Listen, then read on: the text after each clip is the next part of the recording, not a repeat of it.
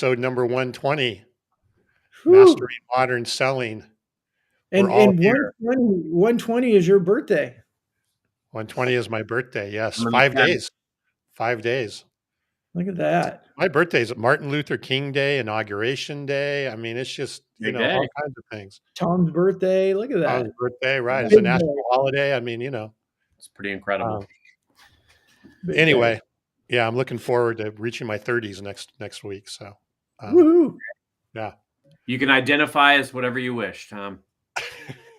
There's a fine line between optimism and delusion. So, Oh, all right. Let's get on with it. All right. So, hey, Brandon, what are we talking about today? We're talking about leveling up on LinkedIn. Yeah, you know what? I've heard, and I'm curious what you guys hear. We've been all busy. We haven't really talked as much lately, but yeah, I think coming into 2025, I think at the end of 2024, heard a lot of like, hey, we want to take LinkedIn more serious next year. We need to level up. We need to figure out LinkedIn. Just a lot of those conversations. So it made sense for the three of us to talk about, what does it mean? And I think getting more practical, tactical. Carson, I know you have a playbook that you follow. We have a playbook that we follow for ourselves and for our customers. And we tweaked our playbook a little bit last quarter. My pipeline is better and stronger than it's been in the last, 18 months. And so turning this LinkedIn thing into more relational, more humanity, but focused on outreach and focused on prospecting. And Carson, I know you do that extremely well. But I think it's hard for a lot of people to connect that of, hey, this is like networking. It's just like a live event, getting to know people, doing that chit chat type of stuff before you get into business in a live setting. I think a lot of times people just skip that chit chat part, that getting to know you. And that's really where people start to make a decision. Do they get to know the person, get to like the person, feel like there's some trust, there's a little bit of value there. A lot of people tend with LinkedIn automation, just go straight for here's what we do, here's what we can add, here's my calendar link. And I think that, Carson, you do such a great job with the humanity piece, with all the content you create. I think I do a pretty good job with that, such that when we do reach out to people and say, hey, would you be interested? A lot of times it's, oh yeah, I feel like I already know you from your LinkedIn content. And the consistency with that, but then more strategic processes behind the scenes to create those opportunities or ask for those conversations. There goes Tom. So we were talking beforehand, everybody. Tom is in Southern California with all the fires and the winds, and his power seems to be going on and off all day. So I think Tom's going to be making, surprise visits here and there throughout the day. But Carson, welcome. Yeah. How you doing? Yeah, Brandon, good to see you. My heart's out to everybody on the West Coast, and I've got a lot of friends that are being impacted. And you said it well, Brandon. It's a new year, and I just recently did a separate show on what are we coming into here in 2025. And honestly, a lot of the 2025 predictions are very similar to last year's predictions. We're going to continue to see more and more AI, which means there's going to be more and more around automation, and it's all about standing out from the crowd and standing out from the noise. So leveling up and mastery, these should really be the mantras of the modern seller. How can we get really focused and polished and crisp, around how we're leveraging what is in essence a 24/7 coffee shop. At any point in time, you can walk in and, engage with people in different ways that you're comfortable with, whether it's video or, whether it's sharing your experiences. I've had a lot of, actually, what's ironic is over the holidays, I made an intentional decision over the holidays not to create new content because I was so busy, and actually shared some greatest hits from all of 2024. My impressions quadrupled. Wow. Like week during that time, because I was repurposing some previously used content that had gotten a lot of impressions. And I always create with a goal of just starting conversation and starting dialogue. to your point, creating a brand where there's awareness. I get a lot of outreach from colleagues, but also when I talk to customers where they feel like they already know me, like you said. And so I Mhm. think fascinating is, arriving at the different mediums and arriving at the different mechanisms by which you feel comfortable engaging, being willing to try new things, but know that right now it's really all about what's the unique value proposition that you have. What are your unique powers, superpowers and strengths and passions that can amplify everybody around you? And then how can you leverage LinkedIn to uniquely connect, whether it's through posts, comments, groups, all of the different elements Right. that Shows. it shows. Yeah. Well, let's jump in with Andrew and Randall and Josh and Butch. I'll join in. Thank you guys for joining. I really want to invite everybody today, too, especially. I mean, every episode, but especially today, you have specific questions or comments or things that are working well for you, please put them in the comments and let us, bring them up on screen and make that a big part of the conversation. Tom, welcome back. We'll Yeah, sorry, power went out again, so I'm now connected to my phone hotspot. Hopefully, we stay. I was going to say, if anything, I mean, this is Yeah, this is real life. I mean, it kind of teaches you, if sales teaches you anything, it's how to be adaptable and how to pivot, especially in uncertain circumstances. So here we are living it. Yeah, absolutely. so And our power. Tom, you're cutting in and out, buddy. Um, I was just going to say, for everybody, can you hear me now? Is it no? yeah, we got you. Okay, I was just going to say one thing, and our power has been going in and out for the last 5, 6 days. Because we're not in the fire zone, but we're in the wind zone, and um, I have extension cords running all throughout the house and different things to plug into, and all that kind of stuff. It's pretty sad, actually, Carson. It's like 5 or 6 days. So you have to, keep life going. Even you realize how you rely on when it's not there. So, um, all right, I keep cutting it, so I'm going to go back to Brandon. Tom, you're very robotic. That is AI, Tom, that we're That is presenting.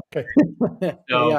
Tom. sounded a little bit like the Peanuts parents, if you will. But Mhm. no, I think the gist of it is Tom's right. I mean, we rely on these mechanisms having power, having technology, and sometimes we've got to get creative to make sure that we're still connecting. Because at the heart of everything in sales is the connection piece, and that's what LinkedIn is all about. I know that's what it's been for me, and I know that's what it has been for you as well, Brandon. Yeah, I totally. And Carson, let's start for both of us. You mentioned at the beginning that LinkedIn is like a coffee shop. I use the terminology that LinkedIn's like a 24/7 conference. Mm. Uh, Everybody's walking around with a name tag, so you know their name, you know their title, you know the company they're from, and just like in a live event, like I had somebody comment on one of my posts today about.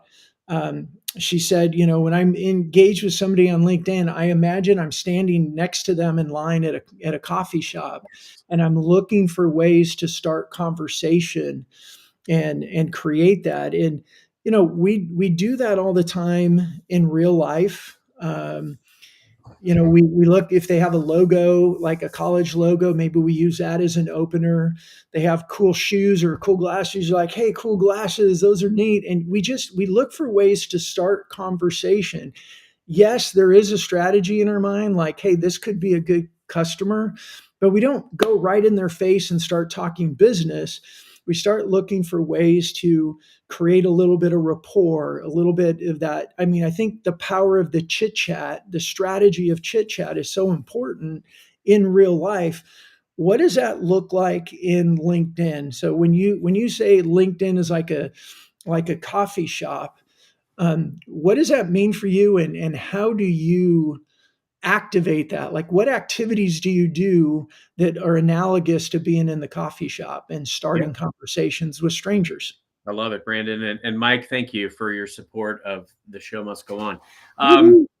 The Look, when I think about LinkedIn, and I think a lot of times we put pressure on ourselves, right? When I think about conversations that I have about people that are like, man, I know I should improve my LinkedIn game. I really need to up level there. I really need to go out there more. I've been meaning to post out there. I've been planning series of posts. It's like, first off, just do it. The other element, it's like we put so much pressure on ourselves to get it perfect, and it's progress over perfect. I've done like far from perfect from a LinkedIn perspective, but it's been advantageous for me because I go out and I'm intentional in my strategy. If you followed me on LinkedIn, you probably think I'm out there all the time, and I'm not. I have about 3 times per day that I intentionally go out there and I try to check as many messages as I can. I have my folks that I'm following where I've rung the bell and I try to make some intentional comments. And then I also try to post something meaningful. Could be experience based, could be a video, could be an article, could be a blog. A lot of times, and we've talked about that on this show, you post a picture. We're all always trying to figure out the LinkedIn algorithm. You post a picture and you post something that sounds relatively provocative, people will engage. But when you think about it as kind of the coffee shop analogy, it's really all about, okay, what's my goal? Like, what's my outcome? What am I trying to leverage LinkedIn for? And for me, it's been very much about my personal brand and my career, and also engaging and meeting other people, both people that are customer executives, and that's led to billions of dollars of revenue that never would have existed without meeting these executives on LinkedIn. But it's also led to meeting people in the sales community.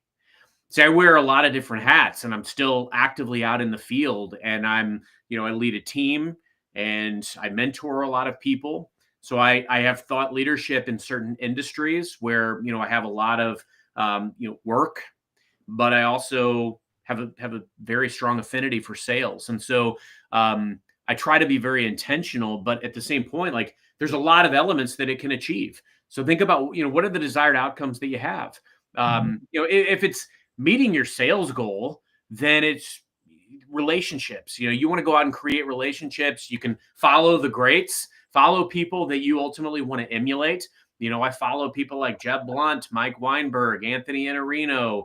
I get notified every single time they post because I've rung the bell, and I can, take in those concepts, listen to those podcasts, read those recommended books. Furthermore, I work a lot in the nonprofit and the healthcare space from a leadership and a sales perspective. So, staying in tune with those trends, joining those groups, you can kind of cultivate what your coffee shop looks like. You get to decide, am I going to hang out over by the pastries?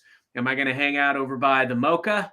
What am I going to hang out by? And the conversations, the water cooler talk that you want to pick up on. The beauty about Sales Navigator and LinkedIn, you can really cultivate your feed and what you gravitate toward. And that's what I think has been really helpful for me in the coffee shop analogy. Yeah. What about you, Brandon? Yeah, and I love. Thanks for putting Jeff his comment on there. I love. You're right. What happens when you comment? You might get ignored. You're better off. You're better off. Yeah, I think The worst thing that can happen if you comment is you make an AI comment and it sticks out like a sore thumb. Good point. Good point. Yeah. Yeah. I think some of the things that you said there, I want to highlight for people too. For anyone that doesn't know, when Carson says you ring the bell, you can go to anyone's LinkedIn profile and the bell, it's like kind of the top right below their banner, top right corner. If you click the bell, that's a notification. It means you're going to get notified every time they publish. So for thought leaders in your industry, I think a big strategy is ring the bell of people that your buyers are paying attention to so that you can go comment on their posts. If your buyers are watching their content and you're consistently commenting, it's a great way to grow your reputation. They see you everywhere. I've shared this story on the show before. I had somebody in the Microsoft ecosystem in Atlanta send me a connection request. I accepted. He asked me if I wanted to, hey, we're both in Atlanta. We both lead companies. You want to meet for coffee? Of course. We meet for coffee. And the first question I asked him was, well, why did you want to get together with me and have coffee? And he said, well, I bought this technology company who's a Microsoft partner is about 6 months ago. And I'm just trying to learn the ecosystem. He's like, I would go to these different posts and like somebody in Microsoft or somebody with a big Microsoft partner. And I kept seeing this Brandon Lee guy that kept commenting on all these different posts. And he's like, then I went and looked at your content and I saw that you posted a lot. And he said, you seem very well connected in the Microsoft ecosystem. Wow. The perception that he had, now, I don't think I'm that connected in the Microsoft ecosystem, but from his perception, because of my comments, I was very well connected in the ecosystem for him to reach out and want to have coffee and start the conversation.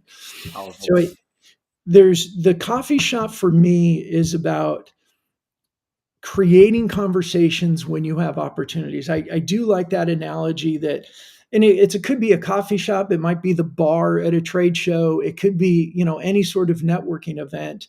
How are you, like, first of all, what's your goal? And secondly, how do you go about creating conversation? And these aren't magic bullets. Like, I think, too often people thought over the last 10 years or so that some LinkedIn was something you could plug in and it was just going to work. And you've said this before, Carson, POs magically fall out of the sky. Doesn't happen that way. But when we're intentional with how we spend our time, whose content are we looking at? What content are you publishing? Adding elements of business, but adding elements of the humanity. I know Jeff Leisure, who commented before, he talks a lot about the humanity content that he creates and all the conversations that come of it. And it helps us become more known and liked. And what I've seen is our humanity content with our business content changes the way people look at us. They see us as a real person and they get to know us a little bit instead of just seeing us talk business. This is what I do. This is what I do. This is what we can do. Who wants to talk? Nobody wants that. But when they see you as a real person and your content is helping them think or adding value, educating them, entertaining them, encouraging them, then when we do reach out, it could be on email, it could be on a call, it could be in a direct message, it could be at a booth and you're asking people to come to your booth, or they walk by and they see your booth. That's when people go, I see you all over LinkedIn. I feel like I know you. And that barrier drops and conversations are much, much easier to create when we do reach out because of the activity that we're doing on LinkedIn. Yeah, I mean, look, be the real you. I think that's, at the end of the day, that's the ultimate advice. And be willing to try different mechanisms to connect. Going out and following folks is important. What you share can be important. Groups that you join can be important. But I even look back over like my last year of LinkedIn and like what resonated the most and some of the things that jumped out at me the most. I've shared on this show the story of how there was a chief operating officer that I commented on every post that he made for like 6 months. We had maybe one really good line of business relationship in that organization out of about 20 business units. And after all these comments, like there was a moment where we traded book recommendations in the comments of one of his posts. And he said, well, Carson, coming from you, I definitely take that as with a lot of credibility. I'd never spoken to this person. I'd never met them, but we had traded comments for 6 months. Guess what happens? Play this forward. The CEO takes another role. This person is elevated to CEO. And now's my shining moment. I reached out. I booked a meeting immediately. He already knew who I was. And we multiplied, going from one business unit into 7 later that year. And now we're having conversations in all 20. So you can take that to what's the value of the relationship and how can you expound upon relationships and connect authentically and meaningfully with people that you would have never met otherwise. But also I look at the last year of my content and what got the most impressions. And it was times that I took on a new project or changed roles. You make a post, and that's what a lot of people's experience with LinkedIn is. You go on every time, you use it as a resume. And there's nothing wrong with that. I recommend that you update it frequently. I update mine frequently, even around the current role that I'm in. If I take on a new project, have an accomplishment and experience every quarter that I have new results that I can add in there, I'm massaging that constantly. But furthermore, thinking about like, did you take on a new project, become an advisor somewhere? You can create roles. Even being a podcast host, we've all created a role for that podcast company page, etc. So I have multiple roles that are going on at the same time. And these things prompt impressions, they prompt profile views. And these are some of the types of things that can create dialogue and conversation, which is good.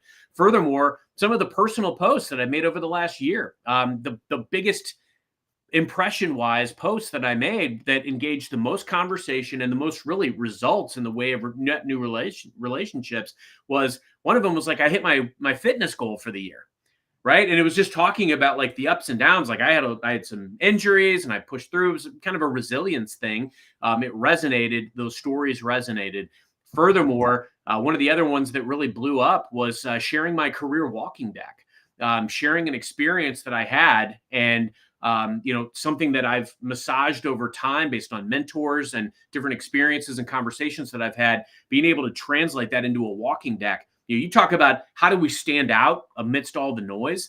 If you're going for a job or you're even just having an informational with a new potential hiring manager, you're looking to de-risk their decision. And you've got a very limited window of time to really leave an impression and make that good first impression. I like to send a walking deck as an appetizer. That walking deck was downloaded thousands of times in a month-long span. And so those are the types of things that really get a lot of play. And furthermore, you can write articles, you can create your own newsletter, you can go live, you can create podcasts. I wasn't doing any of these things 5 years ago, and now they're part of my daily rhythm. I still have a day job.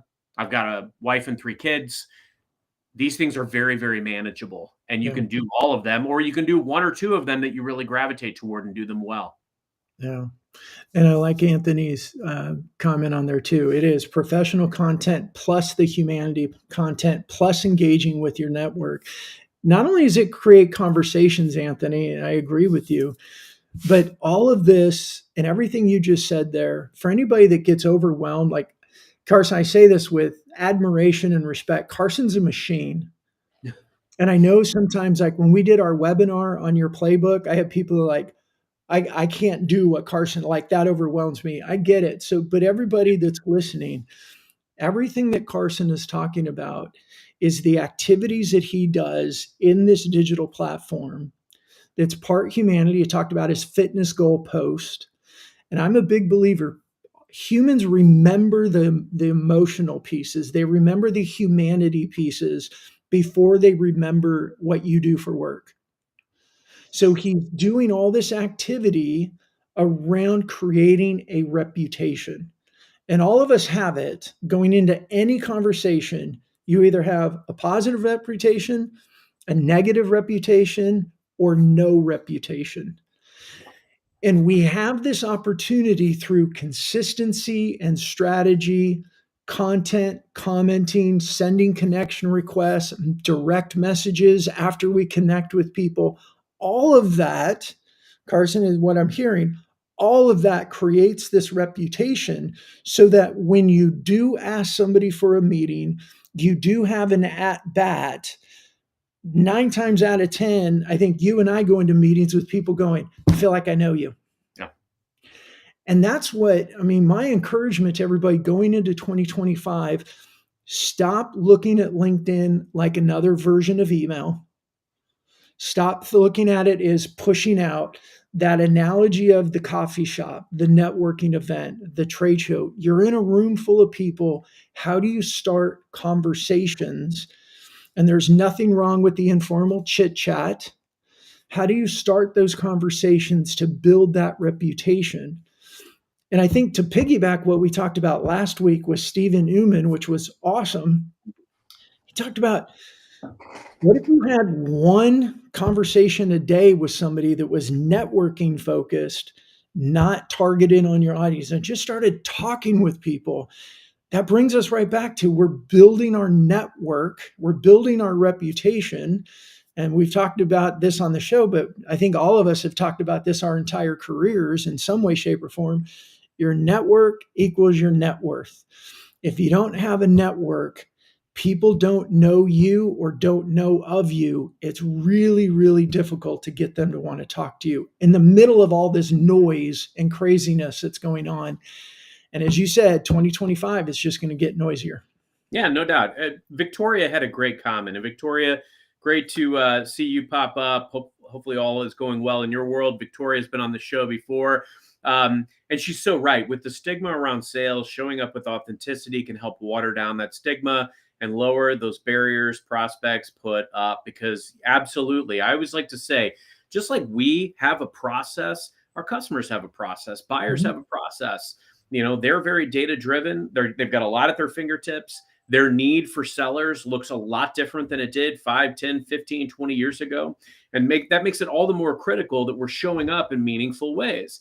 And when I think about like how we leverage LinkedIn, and when I think about, just some of the different ways that we can engage with buyers, first off, there are things that you can do with LinkedIn that are very focused. And there's also some that you can do that are very scaled.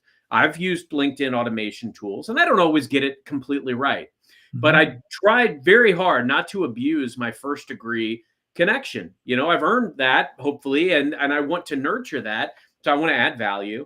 And typically, especially with customer executives, I may only reach out to them once or twice a year via LinkedIn, but I really make it count. We have a really big event coming up later this calendar year, and it is geared toward executives. And so I'm leveraging LinkedIn to message the 1,000+ people that I've connected with in that industry over the last year to invite them to the event and really try to add value around offerings that we have that are exclusive to them. So while I'm sending out a lot of connection requests and sometimes messages, I'm doing it in a way that is very respectful. And furthermore, I've often found, and I've shared this on this show before, I've found that sometimes customers don't respond, believe it or not, to our sales overtures, right? But if we show up talking about something, maybe an article that we saw that we think might resonate based on a conversation that we might have had, or I've got a podcast that I do with a gentleman by the name of Hilke Faber, who wrote a book called Taming Your Crocodiles. And it's all about building culture and, tackling limiting beliefs. And I've actually sent messages out to some of these executives that I've wanted to earn a relationship with, and I've asked them to be on the show.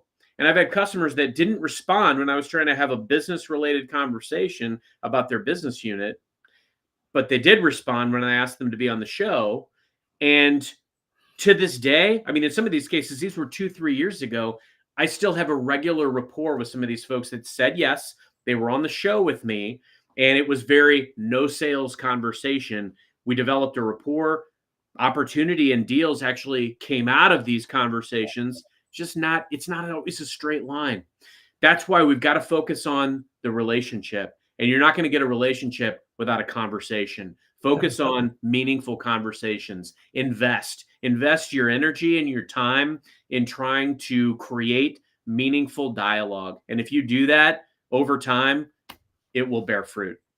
Yeah, I really like that, and I'm gonna bring back what you said for everybody back to the coffee shop or the networking event. What Carson was saying is, with his show with Helka on culture or mindset or things, he's able to reach out to people on a topic that's not business related that might be more important to them. So you're in the networking event, and that's why I say we're looking for things to connect with people in a live event. Maybe they have a logo and you go, oh, did you go to the University of whatever? It's a way to start conversation. And then that chit chat, we don't go into business, but we talk about whatever. If it's at an event, you might be like, oh, where did you fly in from? Or, hey, did you have a problem with the weather? Or all those things. And we're just starting to get to know each other. And the value of that in face-to-face is huge. And we don't think about the value of it all the time in LinkedIn. That chit-chat phase, they're assessing, is this somebody that I want to keep having a conversation with? Is this somebody that I'm enjoying this conversation with? If you bypass that, which a lot of people do in LinkedIn, they go straight to business. They don't have that gut part of, do I even want to talk to this person? because people still buy or choose to spend time with those who they know, they like, and they trust, or somewhere on that continuum, right? You can come off trustworthy within a few minutes through chit chat conversation. They may not have super high trust because they don't know you yet, but they're getting a sense. And then when you lead the conversation to something like, well, tell me what you do for work, and they ask you what you do for work, if the chit chat part went well and there was some rapport there, and there's something business wise that could be done, it's much more likely to go, gosh, let's keep this conversation going. I'm really curious what you guys do. That's what it looks like offline. And what Carson was just explaining is how he establishes or creates that in an online world through his content, his humanity content. I hit my fitness goal. I didn't think I was going to make it, or I missed my fitness goal because of whatever. Like, these are real topics that other people resonate with, even if they're not ready to buy, but it gives them that, like, hey, I like this guy. Like, oh, and then they remember us because we're different than all the just business conversations, which they tend to tune out. We all tend to tune it out, right? Because none of us like to be sold. So everything that Carson was just saying, if y'all think about how you behave in real life and that chit chat to earn the opportunity to take it deeper, that's the real value of LinkedIn. Yeah, and you know what I think is interesting too, and there's a good question there from Santino, and this is going to tie into one of the comments that I want to make. So his question is, LinkedIn restricts the number of custom notes when making a connection request. Is there a limit or best practice, like sending connection requests without the custom note? There's different schools of thought on this. Personally, I like to send a custom note with every invite, and it's usually it's based on something specific as to why I want to connect with them. I use my connection requests often for connecting with folks that I'd like to start a relationship with, that are business executives, that are target customers, right? And so I'm often sending, and I learn a lot by, if I send a connection request. And look, you said earlier that bit, Brandon, about like, hey, folks that look at my playbook and it's a little bit intimidating when you look at the spreadsheet. I've been doing this for a long time, so a lot of this is a work in progress, and I've started to take a very counterintuitive approach to my outreach based on the rejections and the responses that I get. So very early on when I started working at Microsoft, I'd get customers that either hadn't heard from us in some time, or maybe they had gotten audited and they didn't want to talk to us. There was a bad taste in their mouth, or their previous rep didn't pay any attention to them, or whatever it was.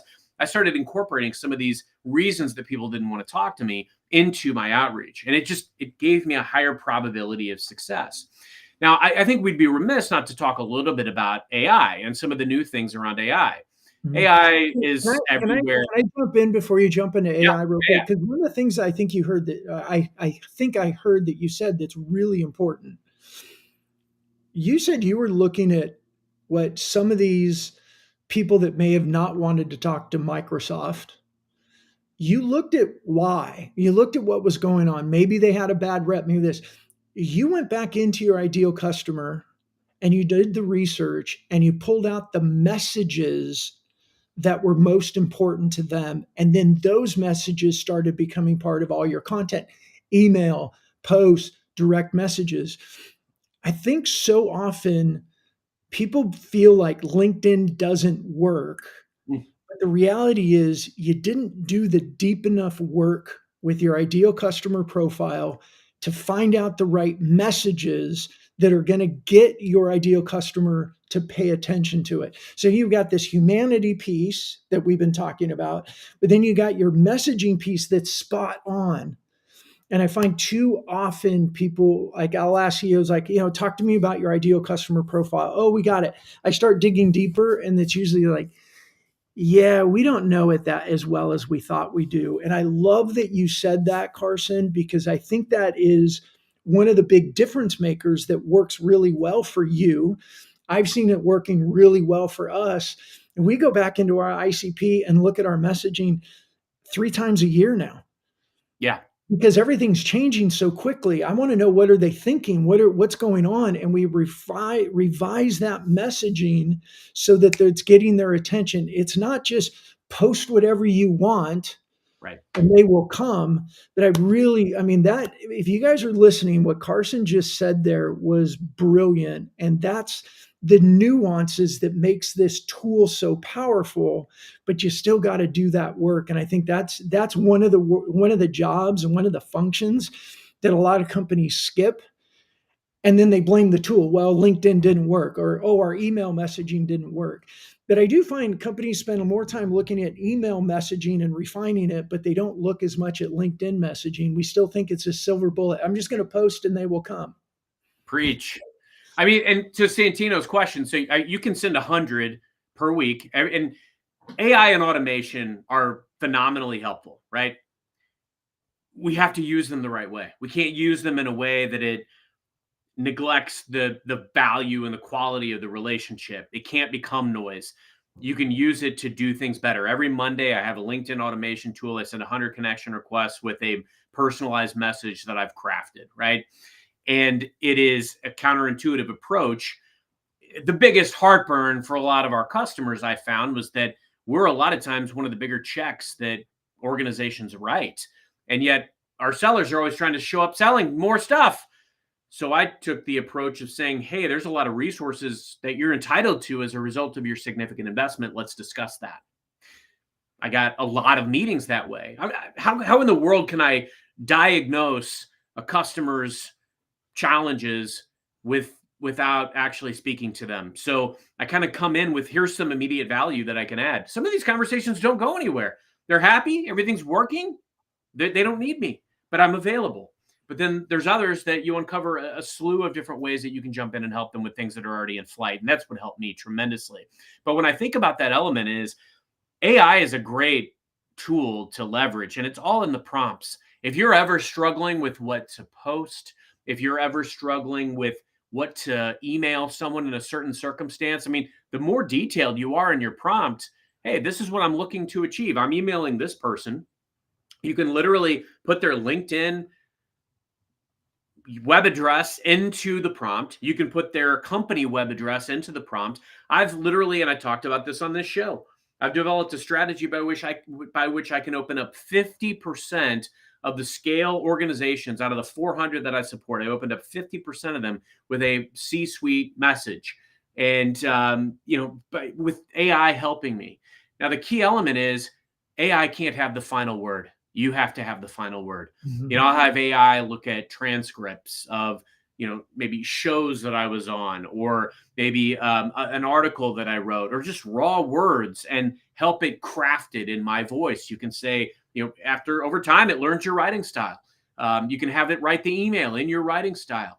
You can have it write, I often will say, I'm writing this specific email to people that fit this category, and write a subject line that will maximize clicks and opens, and write a message that says this, and I'm massaging it throughout time. The more specific that you get, but then also the more humanity that you infuse into the end result, it can help you be a lot quicker. It can help you get access to the data that you need. It can help you write that message or get over hurdles. And I might have come up with 3 or 4 of the awesome use cases or stories that I want to tell in a customer meeting. But if AI can come up with an extra 2, and one of them just happens to resonate, it just enhances your probability of success. You can't blindly use these tools, but if you use them in a way that helps you better connect with people and also nurture those relationships, that's what's going to help you be more successful and master sales in modern selling. Yeah, one of the uses I've really found with AI, and now with FistBump, I do have what we call our doppelganger. It's built on OpenAI. We put our own car around their engine, so it already knows me. But one of the things that I found it really works well. There we go. One of the things that I found it really works well is I'll take transcripts from conversations and use the prompts. Tell it like, hey, you are a master researcher for a sales team. Your job is to take this transcript and identify for me what were the pains, what were the challenges, what are the goals that they were talking about in there, and bring those, first of all, they bring them to my attention so I know what they are. And then I'll go in and say, Now you're a master copywriter, and we're going to turn this into newsletters. We're going to turn this into social posts. We're going to turn this into email messages, because I would now want to send this to 50 other people who are the exact same as this person, the same type of CEO, same business. And it helps me now create that. Yes, I did that before, but it took me hours. Yeah. And I wouldn't do it with every conversation, because I could do one maybe a month because it took so much time. But now I can do this with lots of conversations. I would say Carson and I were talking before we went live. Our pipeline right now is fatter and more robust than it's been in a long time, just over the last 3, 4, 5 months. I think part of that is because more companies are going, I need to figure out LinkedIn.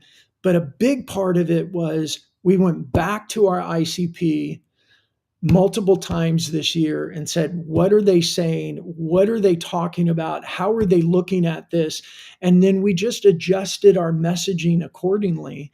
We've adjusted our show topics accordingly. Yeah. Like this show, for everybody listening, level up your LinkedIn is a term that I've heard multiple times over the last 90 days in conversations with people. So we turned around and turned it into a topic of one of our shows. How do you level up LinkedIn in 2025?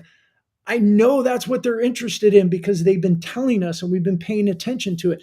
Using AI, saying, tell me what they're saying, helped like put a spotlight on some of these terms that they were using. We then moved it into our messaging, and then all of our messaging, from our emails that go out, my LinkedIn newsletters, my LinkedIn content, direct messages we're sharing with people, and of course our show. And then we take the show and we use our AI to help us create different shorts and different written posts and summarizing things for our LinkedIn newsletter. And then we'll publish that over the next 2 to 3 weeks. And we'll share it directly with LinkedIn direct messaging with our top 100 prospect accounts. So we're getting that in front of them.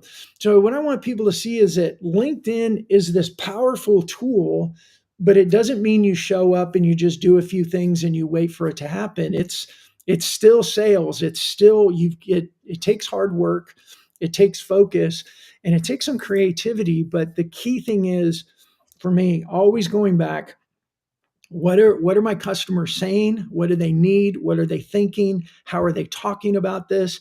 And from that foundation around the messaging, then our content has a lot more power. And I do want to address something too. Victoria said earlier about, I saw the word authenticity show up a couple of times. And I want to address this because I've heard this in a lot of my conversations. My AI has brought this to my attention. What the heck does authenticity mean? Authenticity has become a word that really has no meaning anymore, that gets used a lot. And a lot of CEOs that I talk to, that scares the crap out of them. And here's what I believe authenticity should mean for us. In our content,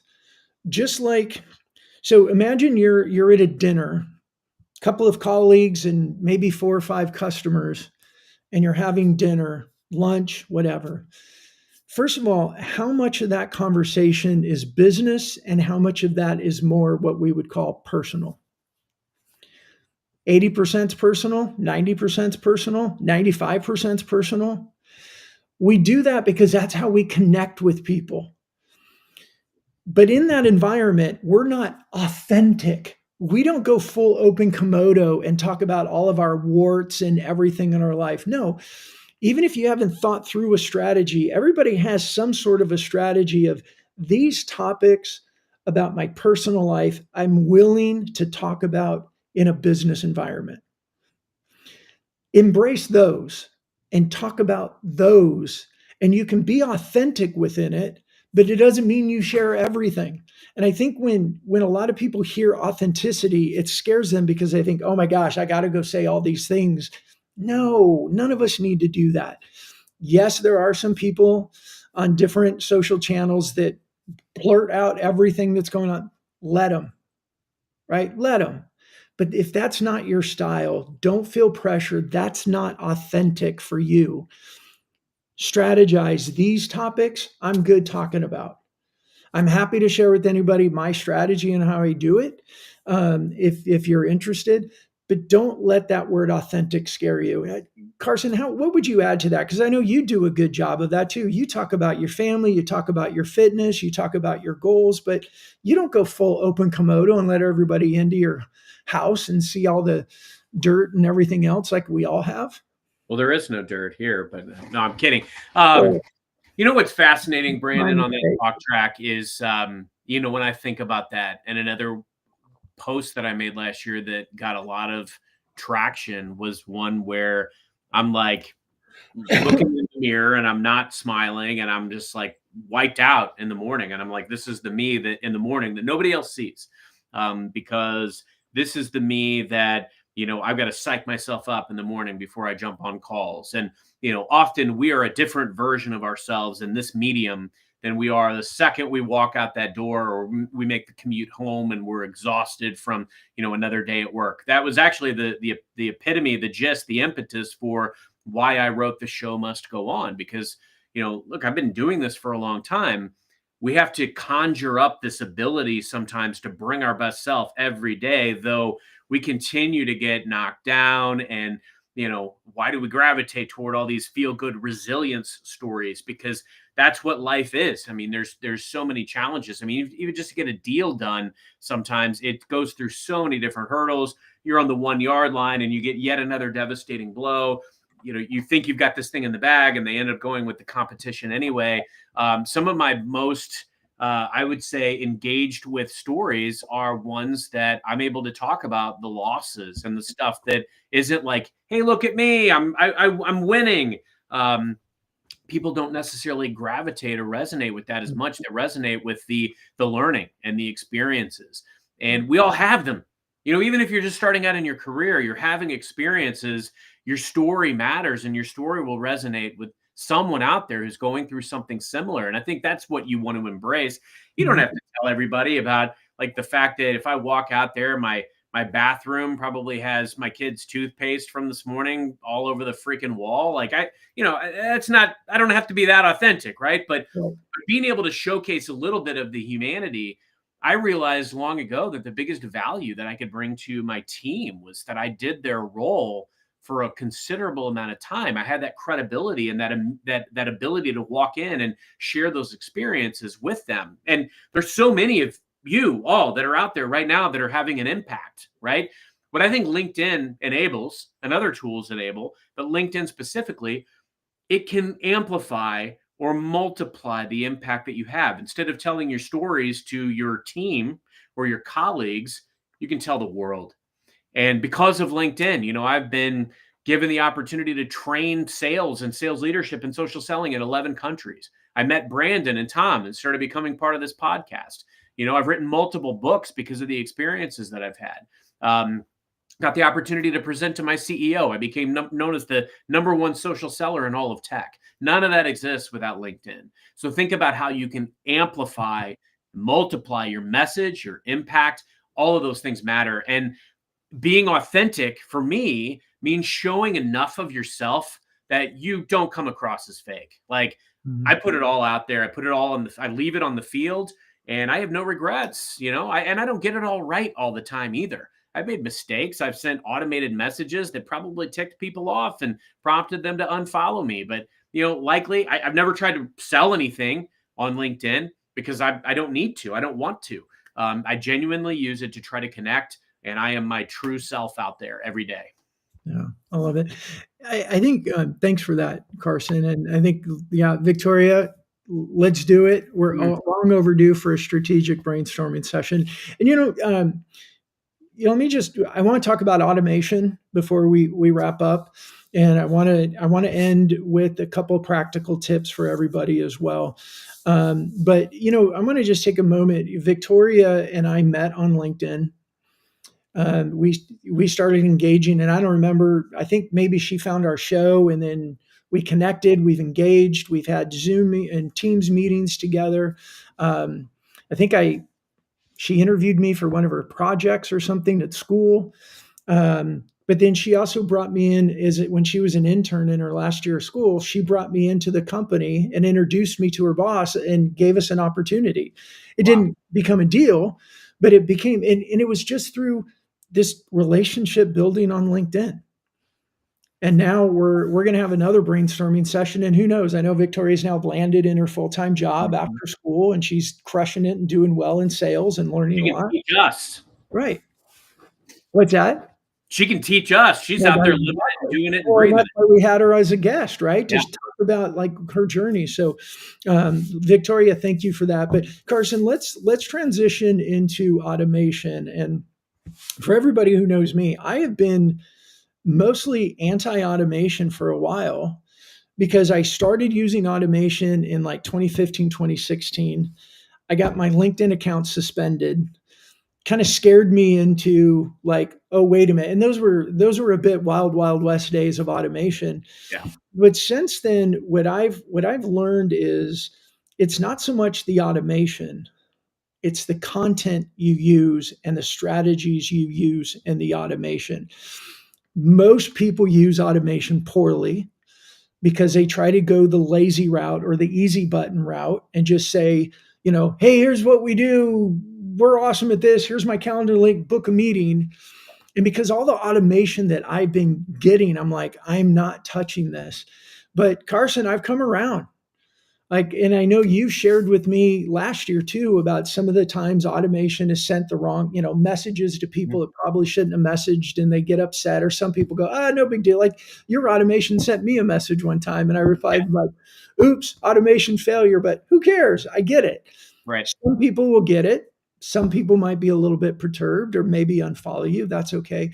But I do think if we are doing the things that we talked about this whole episode, we're creating content, we're adding value, we're commenting on other people. Our content we're creating is really geared towards our best customers, and the messages are relevant and people get value out of it. We can use automation to save us time and to do things wider, faster. So I've moved over. It's been the last several months. I haven't talked about it yet, but I've moved over, and I'm Full loving it. circle.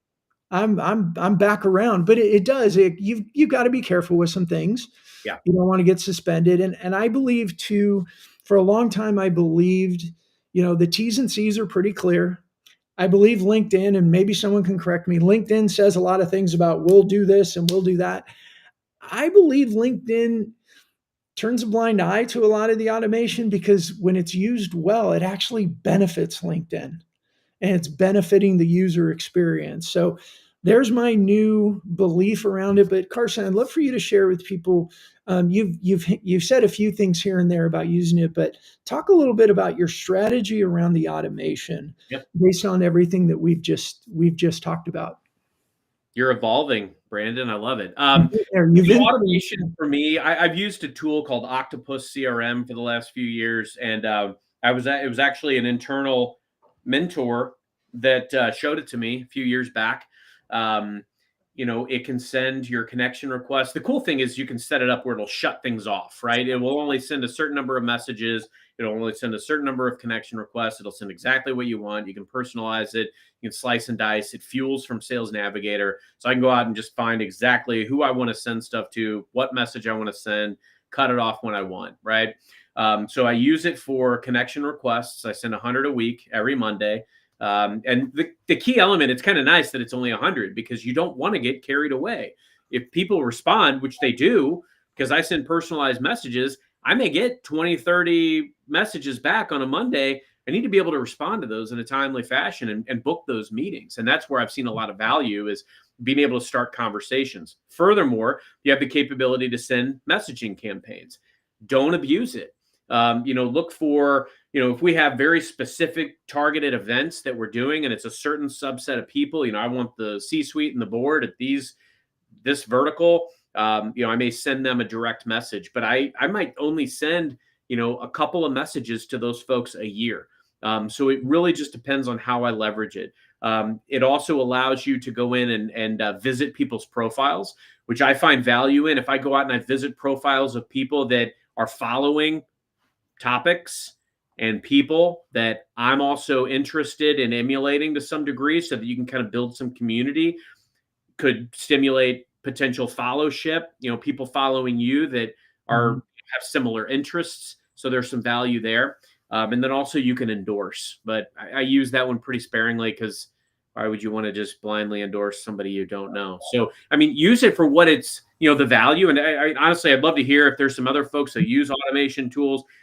I don't know much about some of this stuff, because I tinker and I use, and if I like something, I mean, just ask my wife. I'm not a huge fan of change. So if I find something I really like, I stick with it and I go with it. I'm sure there's a lot of tools out there. There's a lot of things that are working really, really well. I prioritize unique, genuine connection. And if I can do that, I'm happy. Yeah. Yeah. I've started using automation to do a couple things to help me be more efficient. Um, number one is I've created a list in Navigator of CEOs who I've recently connected with, who I want to invite to certain episodes of our show. Um, Inviting them takes time, and that's where I use the automation to do it. Now, there's two ways that you can invite to an event, and our episodes are LinkedIn events. One is you can send it through the notifications, and I think it's good. It's not great, but I do invite them more often that way, because for them it's an easy yes or no.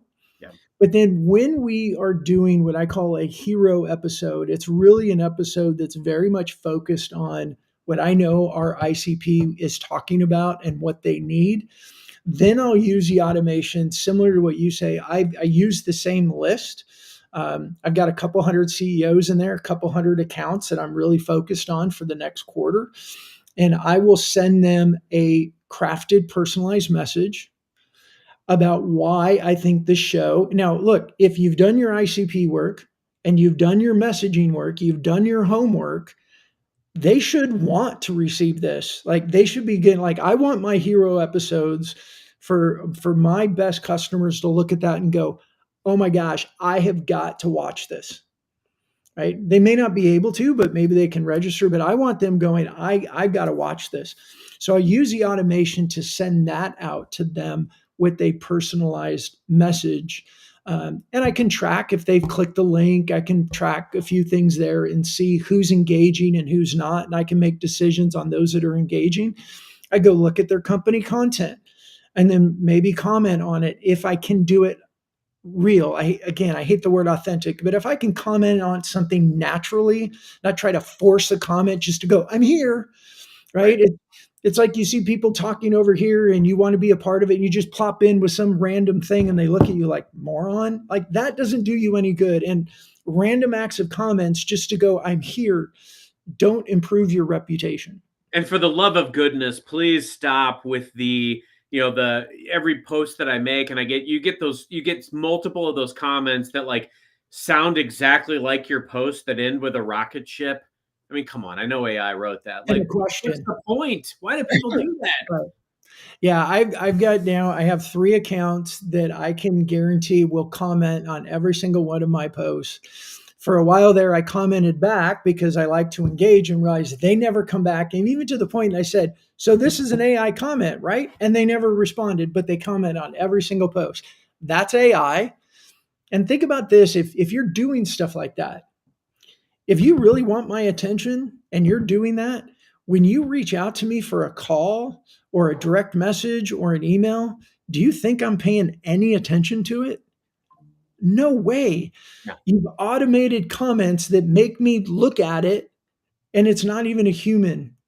Hey, Anthony, the rocket ship. Yes, that's the one.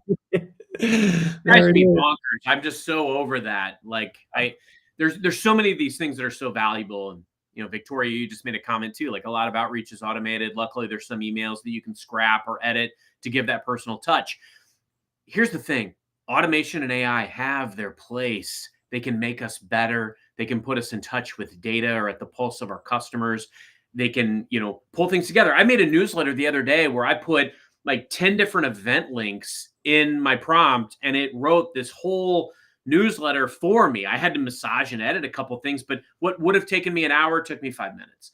And so there's a lot of value in these things, but just don't abuse them and don't leverage them in a way that diminish your credibility or spit in the face of what you're actually trying to achieve, which is genuine relationships. Yeah, I love it. Hey, I got a comment on this. So Jennifer Johnson just commented on this. Post adorable kids, and I'm definitely going to comment. There you go. And that's true. Jennifer posts on my family pic, so I will vouch for that. So let's unpack that. And Jennifer, please, comment in, chime in, and tell us the why. But I will say that resonates with Jennifer as the human that she is. I know through messages with her, she's a mom. I have 5 kids. I love talking about my kids as well. But because it resonates with her human, she's going to pay attention to it. And if somebody else is talking about their kids, Jennifer's going to remember them. They'll remember Jennifer. And we stay top of mind. We rise above the noise because the humanity piece is really where people are going to connect more and remember more about other people than just the business piece. I'm curious what Jennifer's reason is behind that, but Carson, speak a little bit to that again on the humanity piece, because I think it's one, especially with CEOs and sales leaders, like, oh, I don't, Facebook is Facebook and LinkedIn is LinkedIn, and the two shall not. You know what? We've always brought our humanity into business relationships. That's why we go to lunch, we go to dinner, we go have a drink, we go to the ball game, we go golfing, whatever social event it might be. And when we're in those events, we don't talk 100% about business. In fact, we generally talk 10% or less about business because it's about connecting with people. Yeah, I mean, look, there are images that I would say people share on their Facebook that don't belong on LinkedIn. Yes, that is true. But on the same token, there's nothing wrong with sharing on LinkedIn pictures of family and stories about, I actually have multiple people that I follow that post things about, like, there's a gentleman, Justin Clark, and he'll post pictures of family, but he'll tell, like, he'll almost wrap it into like an analogy to business. Yeah. And I love stuff like that because we can relate to that.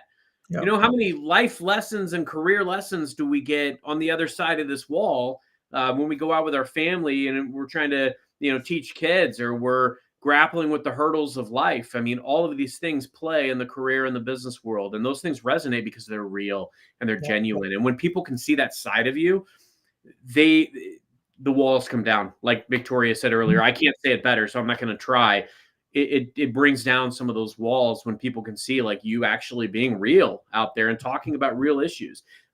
Plus, I like posting my family's pictures because they're a lot prettier than I am, and so people resonate with that. So. And we're proud of them, and we're proud of that part of our family. Like, exactly. I mean, I posted today my immunity drink recipe because, well, number one, I think from a business perspective, if we're sick, we're not at our best. And we're in that time of the flu and bug, and my daughter was coming home with a sniffly nose and all the school stuff, and my immunity drink helps me stay the best I can at business. I think it's a great. If I was at lunch talking with people and they said something about, oh yeah, all the kids are coming home sick, I would go, oh, I got this immunity drink that served me well. I haven't had a cold or flu in like 5 years since. Now, is that going to be your next, like, fist bump branded product? Immunity drink? I might have to get there. But I put that in LinkedIn. I think it's totally relevant. And my post brought it back to business. Like, we can't be on our A game for business, serving our team, serving our clients, and being our best if we're achy and we have a cold and we have a flu and we're not our best. This is what I do to make sure I don't get sick so I can always be on my A game. It's great content. It's real. People can relate to it. And the comments have been abundant. And some people have shared with me their own recipes, like all these things. And we've got this community of conversation around it.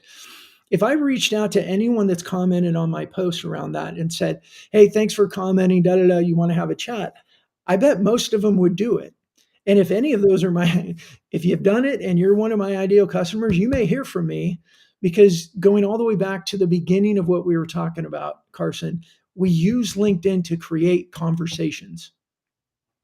And I would throw out there, be provocative and try to be a catalyst for conversation, because that's really what it's all about. LinkedIn isn't a, hey, look at me.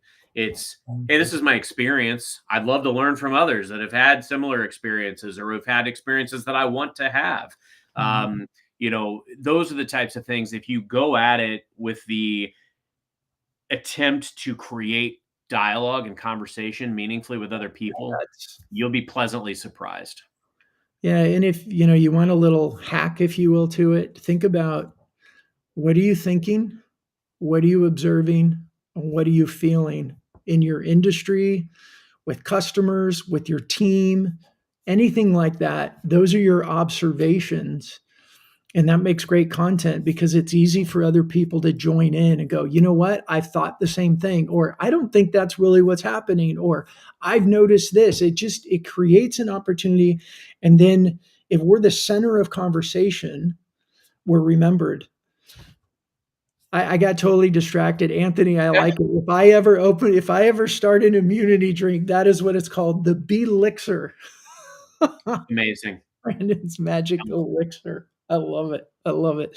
I know I had someone tell me the other day, they're like, Brandon, you missed your calling, man. You should have gone into branding, and you could have been Brandon on branding. I'm like, yeah, I probably missed that one.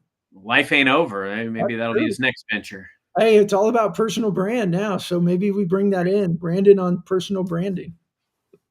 So, all right, Carson, I hope everybody got something out of this, because I got a lot. And I can say from a lot of the conversations that I've been having over the last, quarter to 6 months, CEOs and sales leaders are looking at LinkedIn going, we know we need to get better at this, but we're not sure what to do. And often what they believe is LinkedIn activity, they'll talk about, I get 4 or 5 messages a day pitching me their crap. And obviously they don't want to do that, but they believe they have to level up their LinkedIn. And our goal today was to help everybody start thinking about just a few practical ways to level up your LinkedIn. So that's my encouragement to everybody. Carson, before we wrap up, what's your final kind of message, encouragement for everybody today? Don't put too much pressure on yourself to be perfect on LinkedIn. Show up in a way that you're open-minded and you're looking to just meaningfully connect with others, and you'll be pleasantly surprised with the result. There's a lot of ways that you can go out and create and engage, explore them, investigate them. Doing a show might not be for everybody. Joining a group might not add value for everyone. Writing a newsletter may not be your forte, but there's a lot of different ways that you can go out and share video, share experiences, share pictures. Try a little bit and try a little bit. Start slow. Maybe you start with once a week goal. Maybe you get to once a day. Whatever it is, just go out and progress over perfect. Yeah. And I would add to that, consider the show, because every show that we do, I create about 15 pieces of additional content. And as we strategize episodes to be targeted to what we know our customers are challenged with, talking about, wanting to solve, that means that the content I'm creating is targeted to that ICP. And it's real easy way to create a whole bunch of content after what we've now done is an hour episode. But all right, well, thank you everybody for joining us. I'm sorry that Tom wasn't able to join. I know he would have had a lot to share as well. Gosh, everybody, there's so many of you that I don't want to leave anyone out. Thank you for commenting. And everybody on the podcast, if you enjoy this, you like it, please, we would appreciate a review. If you know people that would like it, snap a picture of it, text it to them and say, go check these guys out. The hosts are total dorks, but they say some good stuff. Whatever it was, we would, however you want to share it, we'd really appreciate it. So Carson, wrap us up. Thank you, everyone. Great commentary today. Brandon, always a pleasure.